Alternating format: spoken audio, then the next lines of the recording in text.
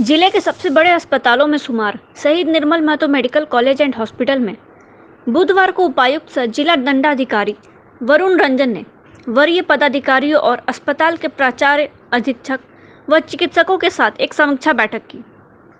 बैठक में building, ward, bed, PG new block, cath lab के संचालन व अन्य बिंदुओं को लेकर एसएनएमएमसीएच के अधीक्षक, प्राचार्य व चिकित्सकों के साथ विस्तृत विचार विमर्श किया।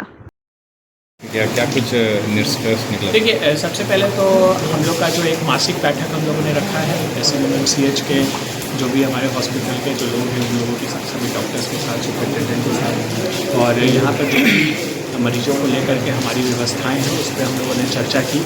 क्या कमियां हैं उस पर हम लोगों ने चर्चा की। कई एक मशीन्स हैं जिनका अधिष्ठापन किया जाना है, बहुत चीज़ों पे जो है सो डिसीजंस लिए गए, और हम लोगों ने बोला है कि जिन भी चीज़ों की कमियां हैं उन चीज़ों का एक रिक्विजिशन हम लोगों को दिया जाए, ताकि जिला में जो हम लोग के पास फंड है उन फंड से हम लोग उन कमियों को दूर करेंगे।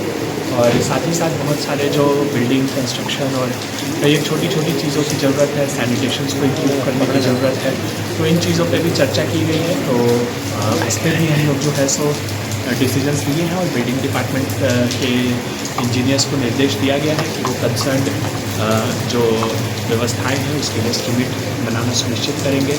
लाइटिंग की व्यवस्था को बढ़ाने का हम लोगों ने बात किया है। साथ ही साथ आने वाले समय में हम लोगों की कोशिश होगी कि हम लोग और भी जो डॉक्टर्स हैं और पैरामेडिक स्टाफ्स हैं उनकी कमी है उसको किस प्रकार से दूर किया जाएगा, विभाग के साथ समन्वय स्थापित करके हम लोग उस पर भी काम करने की कोशिश करेंगे। और साथ ही साथ जो टेस्ट्स है, डायग्नोस्टिक्स है, उन सभी को लेकर के हम लोगों का डिस्कशन हुआ। आने वाले समय में उन चीज़ों पर इम्प्रूव किया जाएगा। तो ओवरऑल एक काफ़ी फ्रूटफुल हम लोगों की डिस्कशन रहा है, और हम लोग को उम्मीद कर रहे हैं कि आने वाले समय में चीज़ें और बेहतर होंगी। सर, 3 जो नवजात वहाँ पर मरे थे उनके सर उसको लेकर क्या कार्रवाई कुछ?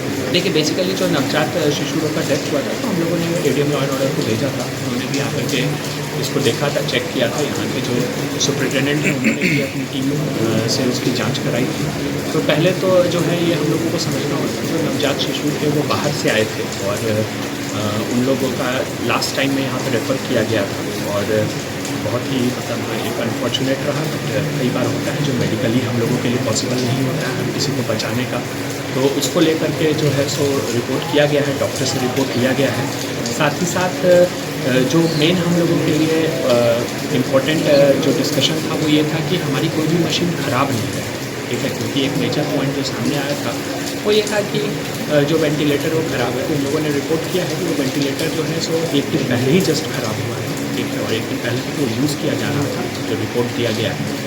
तो उस पर भी हम लोगों ने निर्देश दिया, और हम लोगों ने यहाँ पे एक नोडल हम लोगों ने बनाया है उसको देखते हुए। एक सुपरिटेंडेंट के ऑफिस में एक नोडल रहेंगे और डिपार्टमेंट में भी नोडल रहेंगे, जो पर डे हमारे जो भी इक्विपमेंट्स हैं, अपरेटस हैं, उनका फंक्शनैलिटी पे डेली रिपोर्टिंग करेंगे कि वो सही हो, ठीक है, जिसकी वीकली रिव्यू जो है सुपरिटेंडेंट भी सभी के साथ करेंगे। हमारे एडीएम लॉ एंड ऑर्डर भी वीकली रिव्यू करेंगे यहाँ पे, ताकि भविष्य में इस तरह की पुनरावृत्ति नहीं हो। मशीनें ख़राब हो सकती हैं, लेकिन हमारी कोशिश होगी कि उसका तुरंत जो है सो उस मशीन को ठीक करवाया जा सके एक निश्चित समय अवधि में। टेक्नीशियंस नहीं है। देखिए, बेसिकली वेंटिलेटर्स कई सारे रहते हैं, और अलग अलग एज कैटेगरी के लिए वेंटिलेटर्स अलग अलग होते हैं, ठीक है। तो हम लोग को पहले ये समझना होगा कि एडल्ट के लिए वेंटिलेटर्स अलग होते हैं।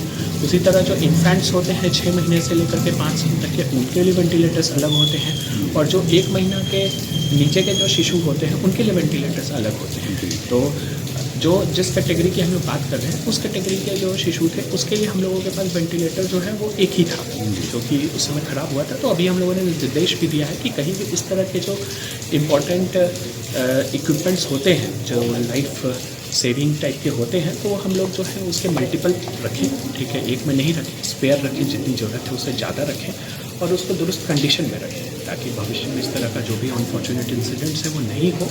बाकी मेडिकल में कई बार ऐसा होता है कि लाख कोशिश के बावजूद भी हम लोग चीज़ों को नहीं संभाल पाते हैं, चुपके तो होंगे, पर हमारी तरफ से कोशिश होगी कि लॉजिस्टिक्स का कहीं पर भी कोई इशू नहीं रहेगा। बेड की कमी देखी गई है।